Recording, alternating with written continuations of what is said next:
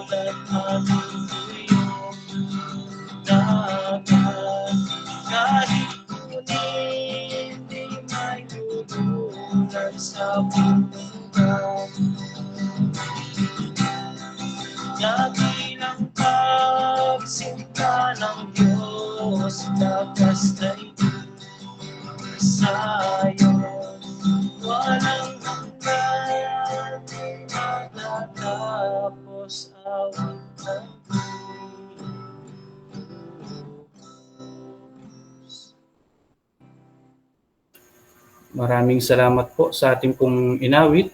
At muli po ay welcome po ang bawat isa sa ating pong online Bible study. At maging po sa mga kapatid po na nakakapanood po sa ating pong Facebook Live ay welcome po sa ating pong pag-aaral. At sa ngayon po ay ating po munang i-skip din ang ating pong pag-aaral po sa libro po ng sa aklat po ng Pilipos.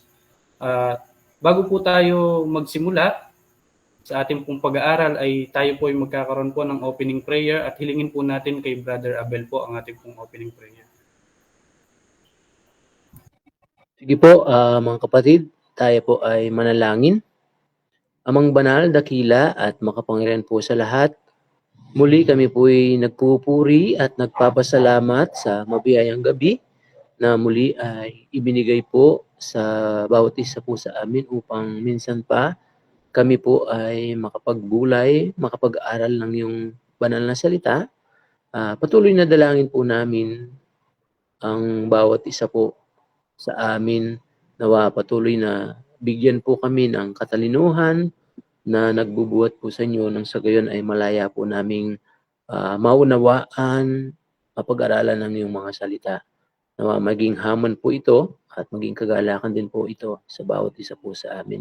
At ganun din po, ang anak na yung gagamitin na maghahayag ng yung mga salita sa gabi pong ito ay tunay nga na patuloy ay bigyan din po ng katalinuhan na nagbubuhat po sa inyo. Nang sa gayon ay tunay nga na maging ilaw at asin po ito sa amin bilang mga anak mo. At ganun din po sa mga nakakapakinig at kinig sa mga sa amin pong FB Live. Ang dadatdan din po ng salitang ito, tunay nga na maging asin ito at ilaw. At patuloy din po sa mga wala pang tunay na pagkakilala ay kasangkapanin mo rin po ito upang sa gayon ay makakilala rin po yung mga tao na wala pang tunay na pagkakilala sa amin pong Panginoong Yesus. At patuloy na dalangin din po namin, maging ang makapatid po namin na may karamdaman na nakakaranas po ng pananakit ng katawan, ay sa inyo rin po namin sila dinudulog at inalalapit. Ano man po ang mga karamdaman po ito. Nawa ay bigyan po ng kagalingan sa bawat karamdaman pong ito. At hindi po ito maging hadlang sa mga paglilingkod po. At ganun din po ay sa inyo rin po namin inilalapit, maging ang mga kapatid po namin, ang aming pong mga leaders na may mga karamdaman kina Brother Wilson, kina Brother John, ay sa inyo rin po namin sila inilalapit at idinudulog sa inyo pong banal na pangalan. At maraming salamat po at ibinabalik po namin ng mataas na papuri, pasasalamat sa dakilang pangalan lamang po namin po Panginoong Yesus. Amen.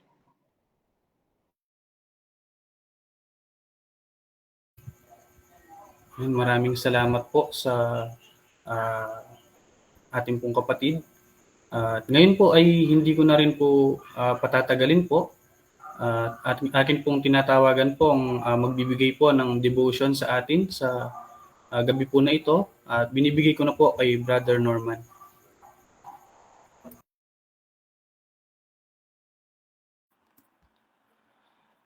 Magandang gabi po sa bawat isa. Isang mapagpala at mabiyayang gabi po. At muli sa pagkakataong ito ay tayo ay binigyan ng Panginoon ng panibagong pagkakataon ng pagbubulay ng salita niya at hindi at laging biyaya ito sa atin sapagkat hindi nagiging hadlang ang physically na hindi po tayo nagkakakita o magkakasama. Patuloy na gumagawa ng paraan ang Diyos sa atin sa mga ganitong mga bagay, lalo na sa kanyang mga sa kalooban sa bawat isa sa atin.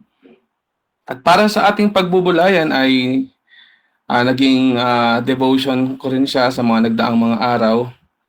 Dito sa Aklat ng Mga Gawa, babasahin ko siya sa mababaw na salin dito sa hawak kong Biblia.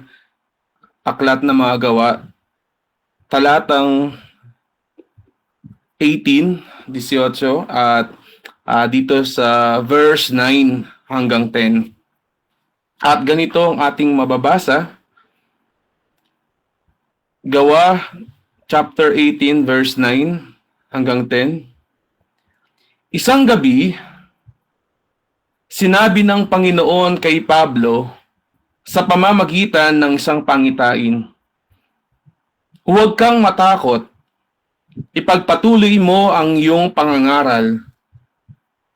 Ano man ang mangyari, huwag kang titigil sapagkat ako'y nasa iyo. Hindi ka maaano sapagkat marami akong tagasunod sa lungsod na ito." At kung ipagpapatuloy pa natin sa verse 11, kaya't nanatili siya roon at ipinangaral niya ang salita ng Diyos sa loob ng 1 taon at kalahati. Tayo po ay saglit na manalangin bago tayo magpatuloy sa pag-aaral ng salita ng Diyos. Ama naming Diyos na banal, dakila at makapangyarihan po sa lahat, lubos ka po naming pinupuri, O Diyos, at pinasasalamatan po sa napakabiyayang gabi na ibinigay niyo po sa amin.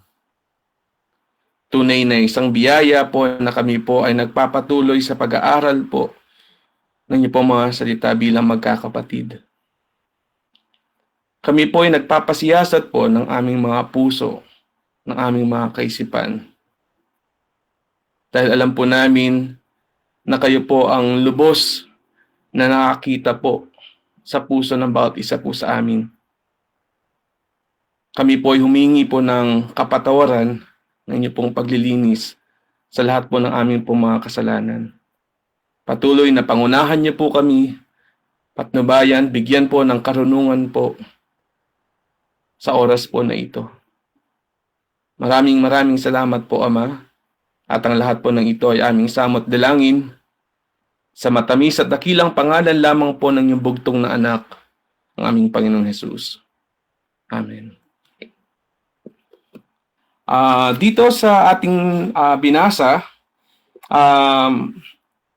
dito sa Acts chapter 18, makikita natin dito kung paanong buong sikap na nangangaral si Apostol Pablo mula dito po sa chapter 17 sa Atenas at dito po sa chapter 18 ay dito naman sa mga nasa Corinto.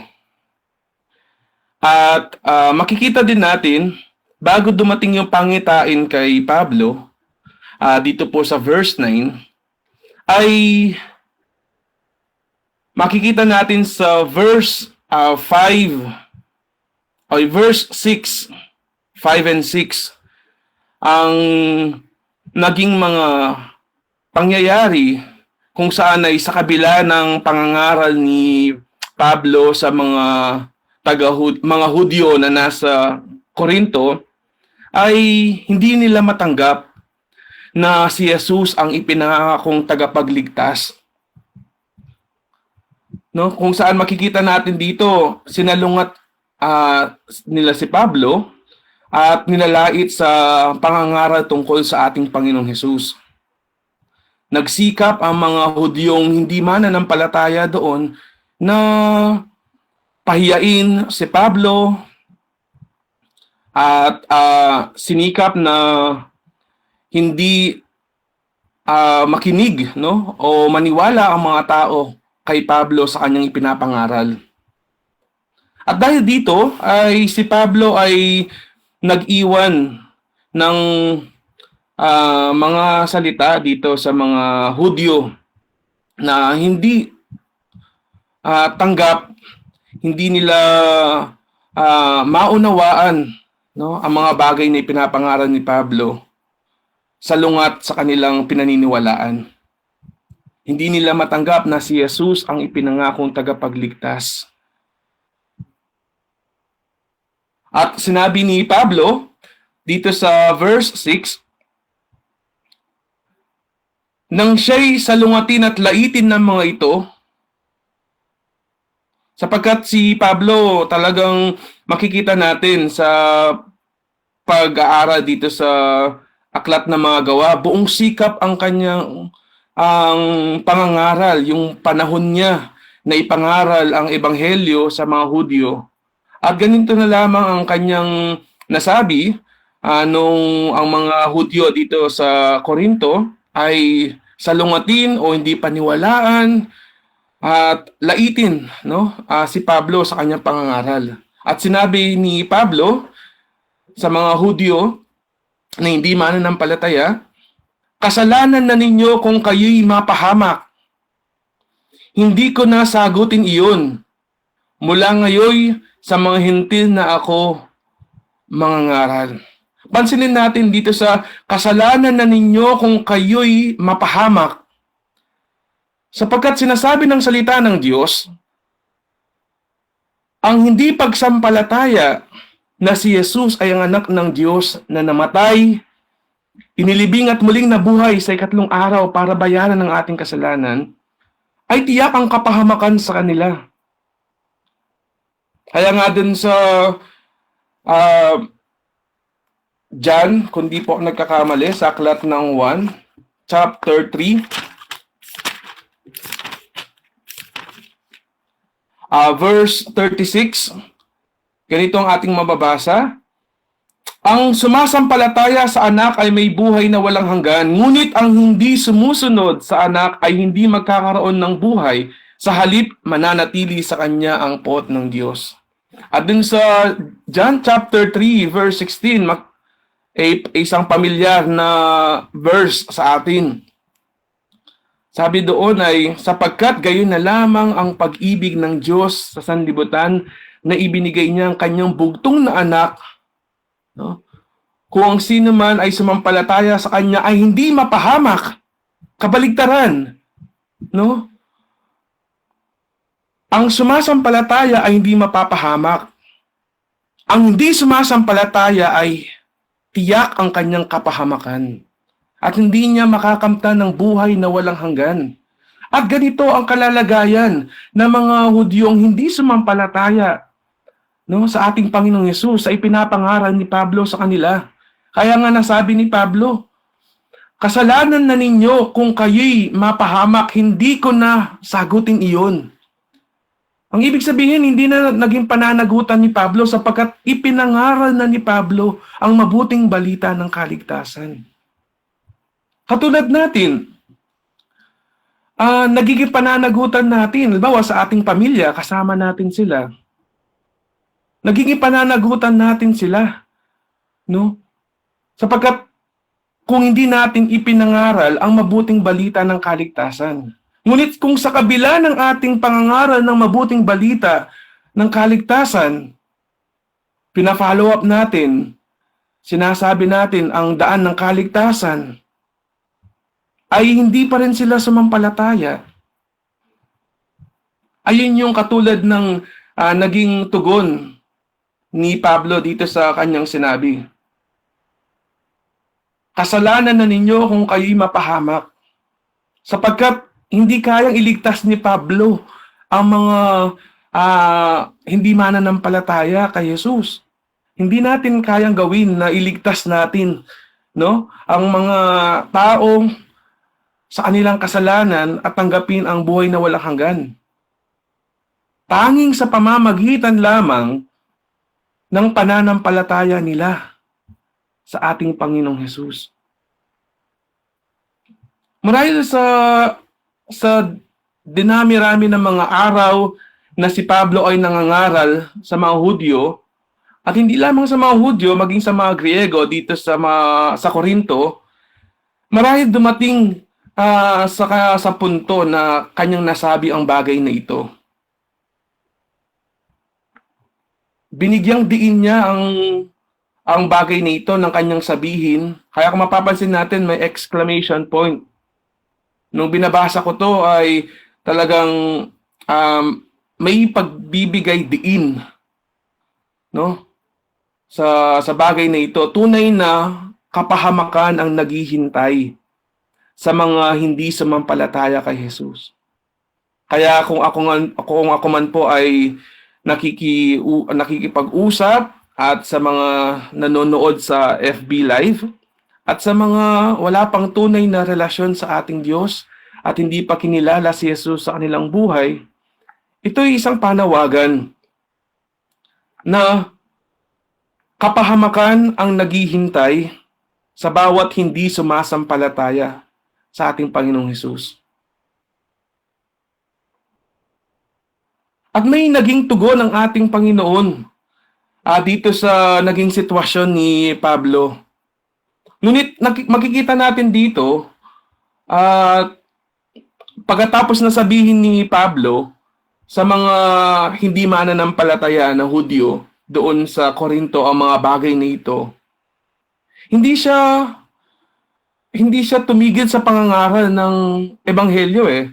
Kaya nasabi pa niya dito sa verse 7, kaya't umalis siya roon at tumira sa bahay ni Justo. Pero makikita natin dito, sabi niya sa verse 6 din, nang siya'y salungatin at laitin ng mga ito, ipinagpag niya ang alikabok sa kanyang damit bilang babala sa kanila. Kaya nasabi niya, kasalanan na ninyo kung kayo'y mapahamak, hindi ko nasagutin iyon. Mula ngayon sa mga hentil na ako mangangaral. Nagpatuloy. Bagamat nandoon yung naging damdamin ni Pablo sa kabila ng kanyang malasakit sa mga Hudyo, ay ganun ang naging reaksyon.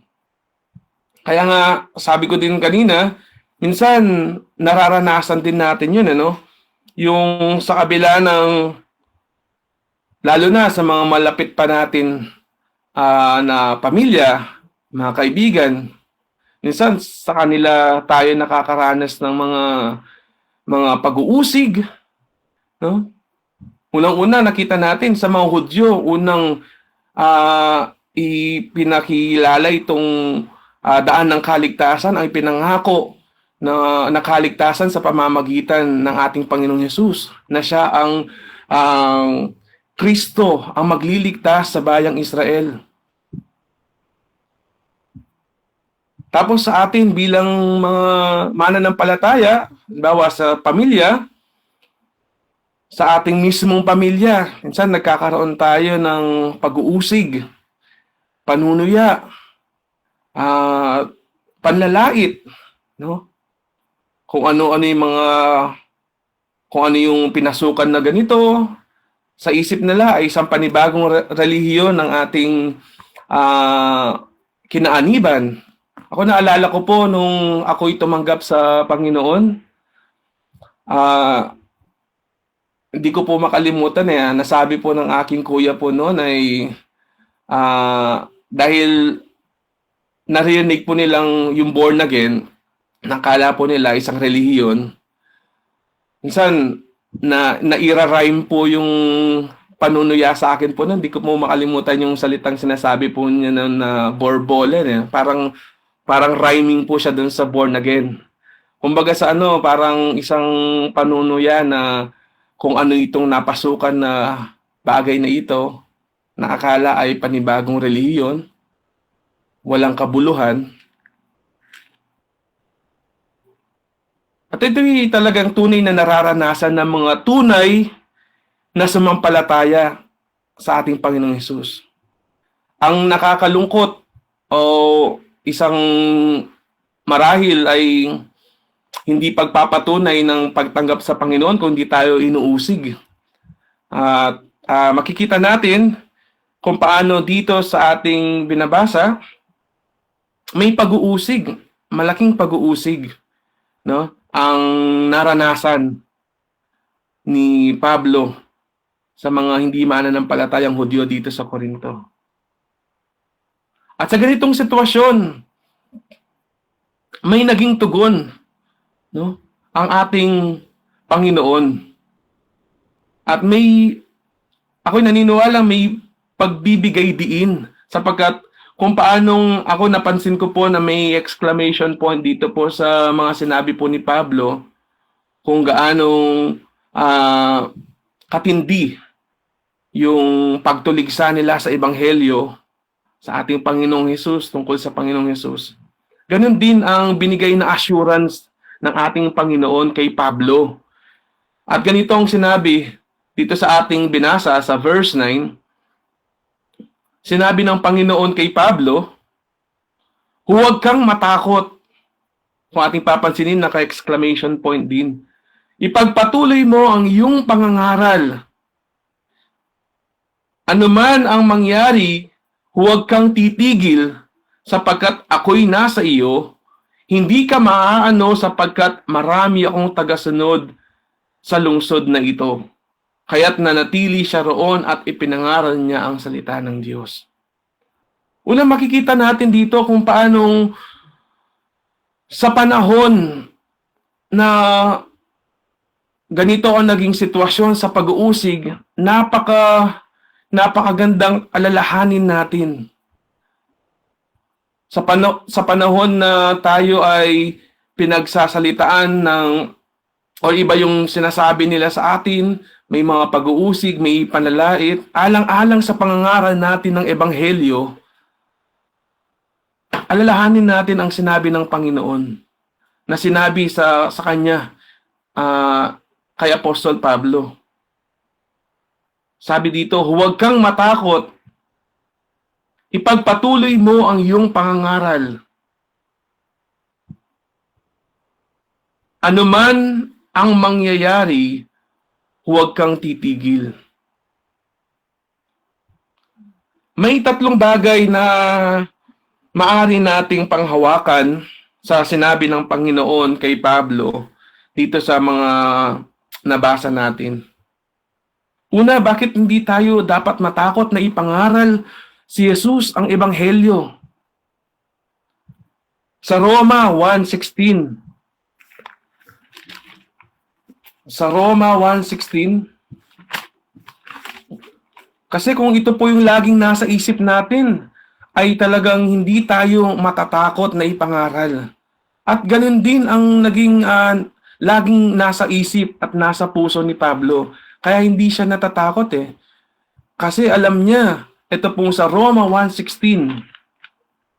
Sabi dito, Roma 1:16, hindi ko ikinahiya ang magandang balita. Ang magandang balita na tinutukoy po dito ay yung kamatayan, pagkalibing, at muling pagkabuhay ng ating Panginoong Hesus para bayaran ang ating mga kasalanan. Ito po yung mabuting balita. Bakit hindi kinahiya ni Pablo ang mabuting balita?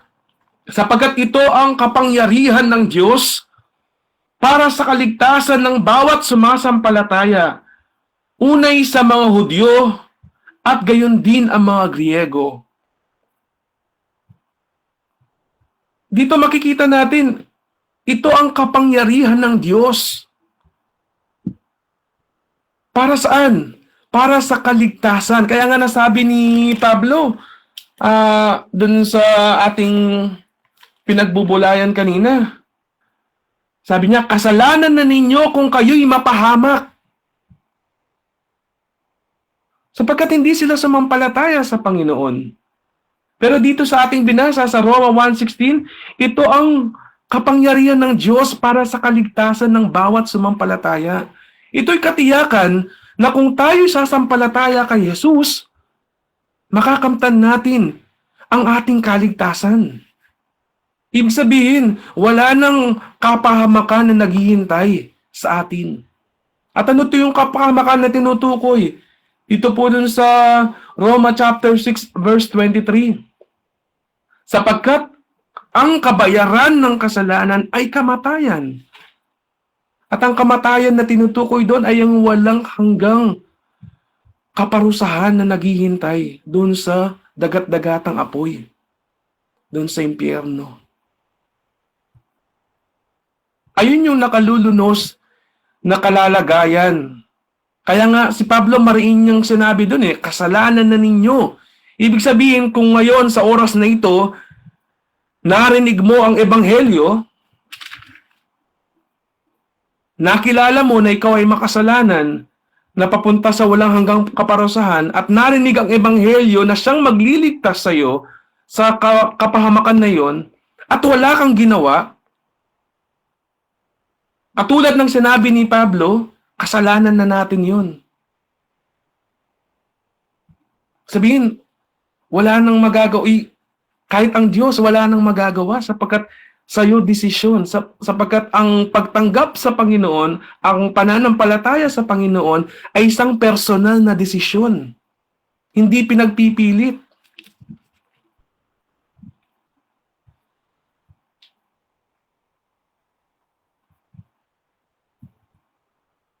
Bakit kailangan po natin panghawakan ang sinabi ng Panginoon? Bakit huwag po tayong matakot sa pangangaral? Sapagkat ito po ang kapangyarihan ng Diyos para sa kaligtasan. Kaya tayo po sa pangangaral po natin ng Ebanghelyo sa ating pong mga kaibigan, sa ating pong mga pamilya, mga kamag-anak, napakaganda na laging ito po yung nasa isip po natin. Hindi po yung sarili po natin na para makita nila, ito, may relasyon sa Diyos. Hindi yung ganun yung dapat natin na laging sinasa isip eh. Hindi yung pansarili natin lang na pupurihin dahil ito ginagawa mo mga bagay na ito. Hindi po eh. Napakaganda na ating isipin sa tuwing pinapangaral nating ebanghelyo, pinapanalangin natin na sa ganitong lugar, sa ganitong pagkakataon, kung loloobin ng Panginoon na ipangaral natin ang ebanghelyo, napakagandang isipin itong bagay na ito. Ang pangangaral ng ebanghelyo, ang magandang balita, ang siyang kapangyarihan ng Diyos para sa kaligtasan ng bawat mananampalataya. Dapat yun po yung ating pong laging nasa isip.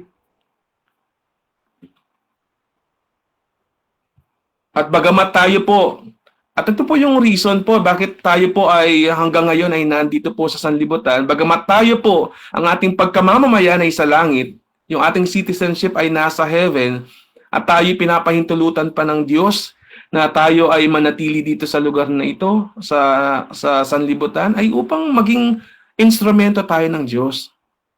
No, katulad naalala ko yung naging devotion din po dati, kung paanong mismo ang Panginoong Hesus tayo ay pinanalangin na ipangaral.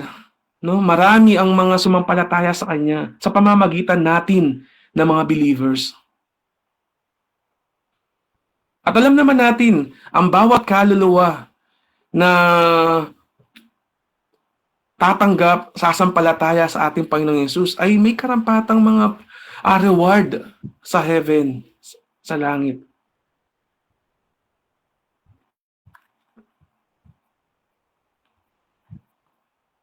Isa yon sa bagay, no, na dapat nating panghawakan sa mga sinabi ng Panginoon, na hindi dapat tayo matakot, hindi tayo dapat mahiya sa pangangaral ng ebanghelyo, sapagkat ito ang kapangyarihan ng Diyos.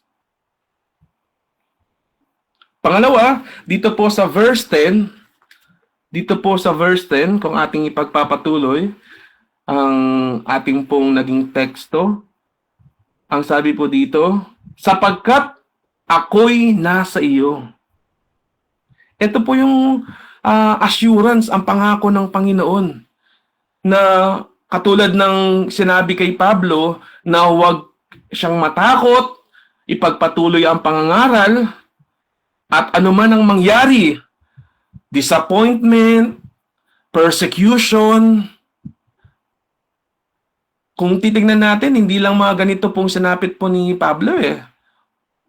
Hanggang sa bingit ng kamatayan. Sapagkat pinagbabanta po siya. No? Inaabangan lagi upang patayin. Ganito po ang sinapit ni Pablo, alang-alang sa pangangaral ng ebanghelyo. Tayo nga po, wala pang pagbabanta sa buhay po natin eh. Sabi nga po dito, anuman ang mangyari, huwag kang titigil. Ibig sabihin, anumang sitwasyon, maganda o hindi maganda, ang sabi ng Panginoon, huwag kang titigil. At ano po yung assurance ng sinabi po ng ating Panginoon sa kanyang salita? Bakit po niya nasabi ito? Ito po yung pangako po niya. Verse 10, sapagkat ako'y nasa iyo.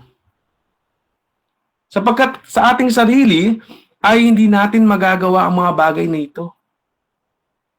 Ang mga bagay na panlangit, ang mga bagay tungkol sa gawain ng Panginoon ay hindi nakukuha sa mga pansariling mga motibo, pansariling mga kakayahan, pansariling mga kalakasan. Sapagkat ang Panginoon na mismo ang nabigay ng assurance. Sapagkat ako'y nasa iyo. Ang Panginoon ay nasa atin simula nung ating isukong ating buhay, no? Kung saan nung unang tayo'y sumampalataya sa Kanya at ipagkaloob ang ating buhay, pinaniwalaan ang Kanyang ginawa dun sa krus. Siya'y namatay, inilibing at muling nabuhay para sa atin. Nung tanggapin natin ang ating Panginoong Hesus, siya'y sumasa atin hanggang sa muli natin siyang makapiling. hanggang sa ating panghabang buhay na makasama ng ating Panginoong Hesus. Ito yung assurance niya. Kung tatanggapin mo siya, siya isa sa iyo magpakailanman. Napakaganda, ganito din ang sinabi ng Diyos, ng ating Panginoong Diyos kay Josue, dun sa chapter 1 verse 9. Dito sa Joshua chapter 1 verse 9. Matapos na mamatay si Moises, ang naging kahalili niya na maglilid sa mga Israelita ay si Josue. At ganito, marahil ganito rin ang magiging sitwasyon na kakaharapin ni Josue. Sabihin, ang mga Israelita ay naging pabago-bago kasi ang kanilang mga kaisipan, ang kanilang nasa ng puso. Maniniwala sila sa Panginoon, tapos magbabalik sa dati, yung katigasan ng puso, at yung malaking kakaharapin na paglalakbay ni Josue. Ganun din ang sabi ng Panginoong Diyos kay Josue. Sabi dito sa verse 9, tandaan mo ang bilin ko. Magpakatatag ka at lakasan mo ang iyong loob. Huwag kang matatakot o mawawalan ng pag-asa. Sapagkat akong si Yahweh na iyong Diyos ay kasama mo saan ka man magpunta. Ito po, napakagandang isipin po natin sa tuwing ating ipinapangaral ang Ebanghelyo, ay kasama natin ang Diyos. Sapagkat siya ang ipinapangaral natin eh. Ang ating Panginoong Hesus ang pinapangaral natin. Para sa Diyos ang ating ginagawa, hindi para sa ating sarili.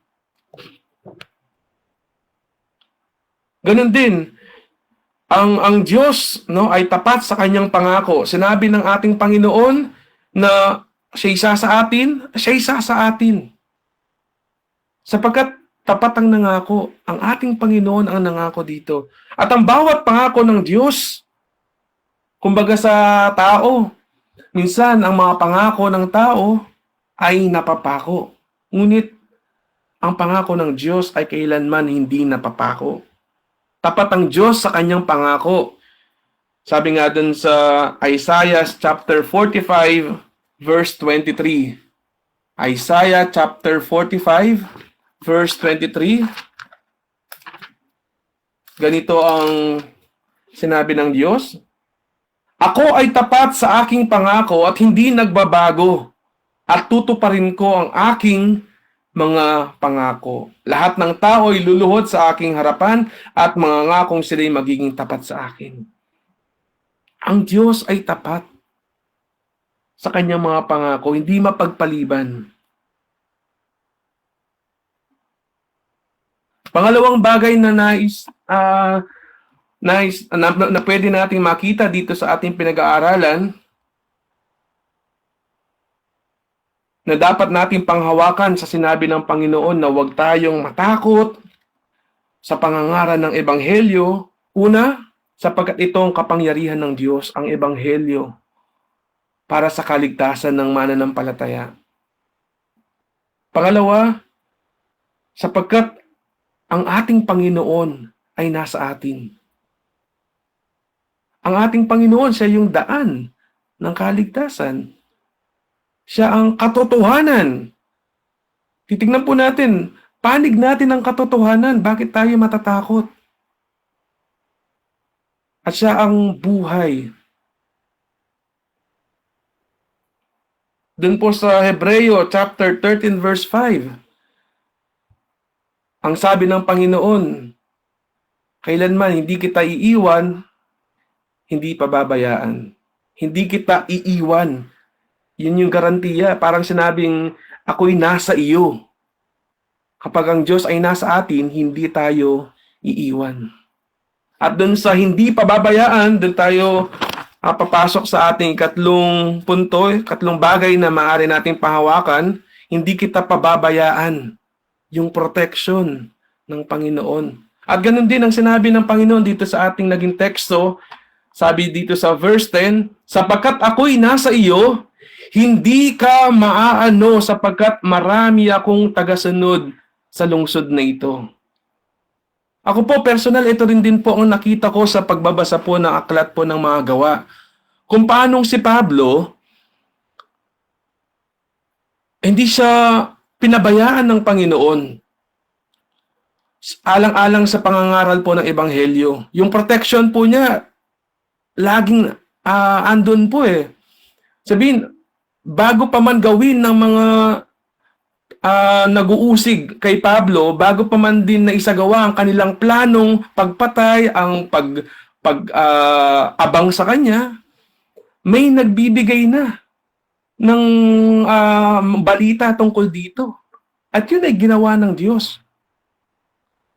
Kaya nga sabi niya dito, marami akong tagasunod sa lungsod na ito. Ibig sabihin, yung gagamitin ng Panginoon itong mga mananampalataya. Ibig sabihin, may ginagamit ang Panginoon para yung proteksyon ay pagkaloob kay Pablo. Kaya makikita mo natin, aabangan na lang siya eh. Tapos mayroon silang pupuntahan na taliwas dun sa mismong dadaanan niya palabas. Mayroon at mayroong paraan binibigay ang Panginoon upang hindi malagay si Pablo sa panganib. Lagi nandun yung protection ng Panginoon. Alang-alang sa pangangaral ng Ebanghelyo. At pa magandang isipin po natin ito, yung pangako ng protection ng Panginoon. Dun sa Isaiah chapter 41 verse 10. Marahil ay familiar din po na verse po ito sa atin. Isaiah 41 verse 10. Ganito po ang ating pong mababasa. Ako'y sa iyo, huwag kang matakot. Ako ang iyong Diyos, hindi ka dapat mangamba. At ito pa po ang gagawin po ng Panginoon. Palalakasin kita at tutulungan, iingatan at ililigtas. Napakagandang pangako po ng Panginoon po sa atin. Kaya walang magiging rason. Unang-una, yung protection na unang binigay po niya sa atin nung tayo po ay sumampalataya sa Panginoong Hesus. Ano po yung unang pangakong protection po niya? Dun sa kaligtasan po natin. Isipin po natin, dapat tayo mapapahamak. Pero ibinigay po niya yung protection po niya sa atin. Yung katiyakan po ng ating kaligtasan dun sa ating kahinatnan sana nakapahamakan. Isang pangako ng Diyos na hindi na niya babawiin sa atin sapagkat siya mismo ang nangako na hindi tayo iiwan, hindi tayo pababayaan. At makakamtan natin ang buhay na walang hanggan kapag tayo ay sumampalataya sa Kanya.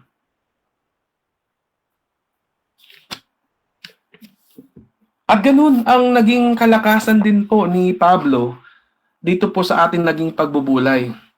Kaya pagkatapos po nung sinabi ng ating Panginoon kay Pablo, matapos po niyang palakasin sa kanyang mga salita, lumalakas po tayo sa pamamagitan ng salita po ng Diyos eh.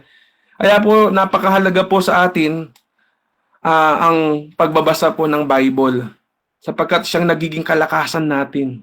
Kung baga sa pagkain, meron po tayong physical food, siyang nagpapalakas sa ating katawan. Ang salita naman ng Diyos ang nagpapalakas sa ating spiritual. At ito ang sinabi ng ating Panginoong Hesus. Ang kanyang mga salita na tunay na nagpalakas po kay Pablo. At ano po yung katunayan? Nanatili siya roon at ipinangaral niya ang salita ng Diyos sa loob ng 1 taon at kalahati. Ibig sabihin, sa lahat ng panahon ng kanyang buhay, no? Kasama niya ang Diyos. Ito yung pangako kasi ng Diyos. Kaya isang kalakasan din sa atin na malaman ng mga bagay na ito. Kung paano ang ating Panginoon ay pinatnubayan niya si Pablo sa kanyang pangangaral alang-alang sa Ebanghelyo, ay gayon din po sa atin. Unang-una sa ating pong pangangaral, napakahalaga po na ating isaisip lagi na ang magandang balita ang siyang kapangyarihan ng Diyos para sa kaligtasan ng bawat sasampalataya. Wala nang kung ano pang mga bagay na nasa isip natin. Ito'y para sa kaligtasan. At yun ay papatnubayan ng Panginoon sa pamamagitan ng kanyang banal na Espiritu. Pangalawa, hindi tayo dapat matakot sa pangangaral, huwag titigil sapagkat alam natin na ang Panginoon ay nasa atin. Simula nang siya'y papasukin natin sa ating puso, sa ating buhay na siya'y maghahari, sasamahan niya tayo hanggang sa buhay na walang hanggan. At ikatlo, sa pangangaral ng Ebanghelyo, sa pangangaral ng salita ng Diyos, hindi tayo dapat matakot, hindi tayo dapat tumigil sapagkat maging sa mga panganib na nakaambang, maging sa mga persecution, sapagkat nangako ang Panginoon na tayo ay poproteksyonan sa lahat ng mga bagay. Nawa tunay na naging hamon po sa atin ang maikling pagbubulay na ito. At katulad ng ating laging sinasabi, naway hindi lamang ito naging pagpapala sa atin na nasa isip lamang natin. Naway makita at masumpungan tayo ng Diyos na ipinamumuhay ang kanyang mga salita. Tayo po ay manalangin. Ama naming Diyos na banal, dakila at makapangyarihan po sa lahat. Muli ka po naming pinupuri o Diyos at pinasasalamatan po sa mapagpala at mabiyayang mga oras, mga sandali na inyo pong ipinagkaloob po sa amin. Tunay po na makapangyarihan ang inyo pong mga salita. Nakita po namin sa liwanag ng inyo pong mga salita ang mga bagay na nais niyo pong ituro sa bawat isa po sa amin na sumampalataya sa amin pong Panginoong Hesus. Bagamat nakita po namin na sa pangangaral po ng Ebanghelyo ay may mga pag-uusig, may mga bagay na hindi maganda na maari makaapekto sa aming pangangaral, ay kami nagpapasalamat po sa inyo pong mga salita na nagbibigay ng kalakasan po sa bawat isa po sa amin na huwag sumuko, na huwag tumigil, huwag matakot. Sapagkat ang pangangaral po ng Ebanghelyo, ang siyang kaligtasan po, ang kapangyarihan po ninyo para sa ikaliligtas ng bawat sumasampalataya. At yamang nalalaman po namin na kayo po ay sasa amin at hindi po kami dapat mangamba sa bagay po na ito. At patuloy na aming mararanasan ang inyo pong proteksyon sa bagay po na ito. Maraming salamat po, Ama. Maraming salamat po sa inyo pong bugtong na anak, ang aming Panginoong Hesus, na siya pong namatay alang-alang po sa aming pong mga kasalanan. Na kung aming isasalig ang aming pong pananampalataya sa Kanya, ay kailanman ay hindi po kami mapapahamak sa walang hanggang kaparusahan. Tiyak ang aming kaligtasan at buhay na walang hanggan. Maraming salamat po, Ama, sa pagkakalob niyo po sa inyo pong bugtong na anak. Isa pong biyaya na amin pong maranasan ang kaligtasan at masumpungan ng buhay na walang hanggan. Maraming salamat po sa mga bagay po na ito at ang lahat po ng ito ay aming samot dalangin sa matamis at dakilang pangalan lamang po ng iyong bugtong na anak, ang aming tagapagligtas na si Kristo Jesus. Amen.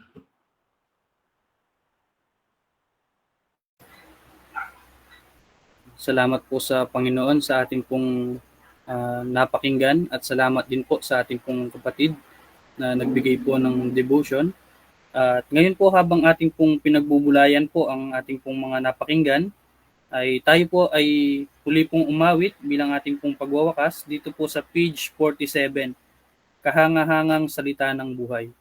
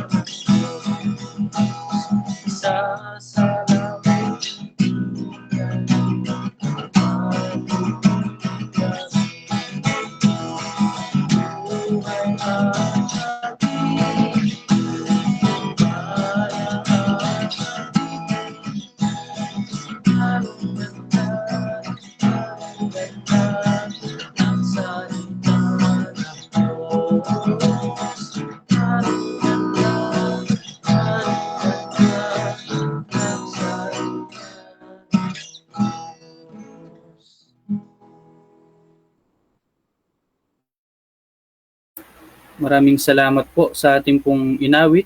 At bilang ating pong pagwawakas ay kausapin po natin si Brother Jan para po sa ating pong closing prayer.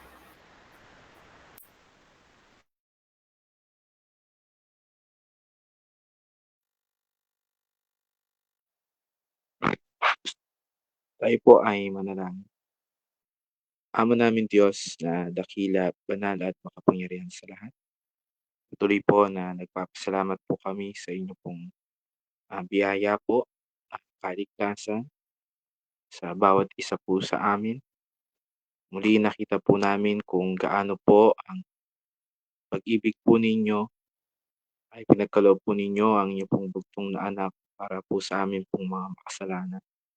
Salamat din po na binigyan niyo po kami ang pagkakataon na maglingkod, magpasalamat sa pamamagitan din po ng pagbabahagi ng mabuting balita ng kaligtasan. Bagamat po ang mabuting balita na dala-dala po namin ay tinatanggihan po ng marami ng dahil po sa iba't ibang mga kadahilanan. Ngunit salamat, patuloy po na ang inyong pong mga salita, ang banal na Espiritu, ang patuloy na nagbibigay din po ng kalakasan, mga pangako po, at ayon po sa inyong pong mga salita. Nagbibigay encouragement sa kabila po ng mga discouragement para po amin pong patuloy na ibalita po ang ginawa ng aming Panginoong Hesus na siya pong magbibigay po ng kapatawaran at kaligtasan po sa isa pong taong sasampalataya. Kaya dalangin po namin, nawaan tunay po na ang bawat isa po sa amin ay patuloy na dalhin po ang mabuting balita ng kaligtasan sa lahat po ng tao na amin pong makakasalamuha.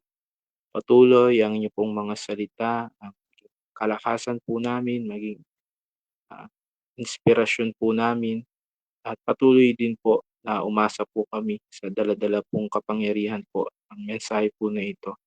Dahil naniniwala po kami na ang inyong pong kapangyarihan ay sa pamamagitan po ng mabuting balita, ng kaligtasan, kapangyarihan po na ang isang taong makasalanan ay magkaroon po ng kapatawaran at buhay na walang hanggan.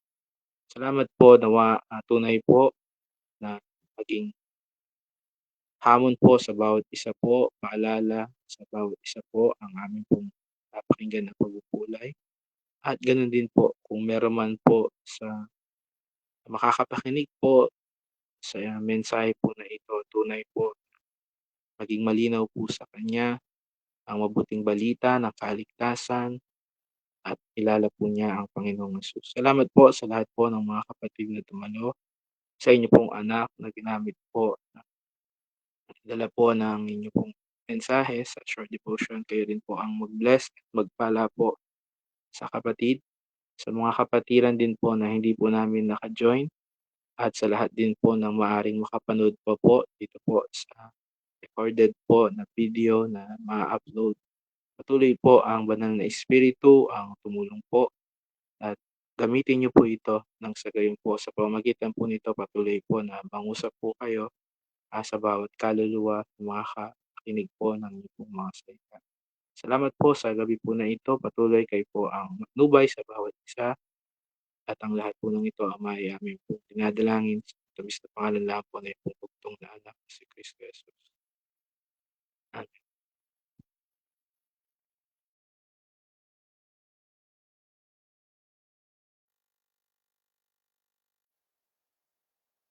Good evening po and God bless po. Good evening po. God bless po. God bless.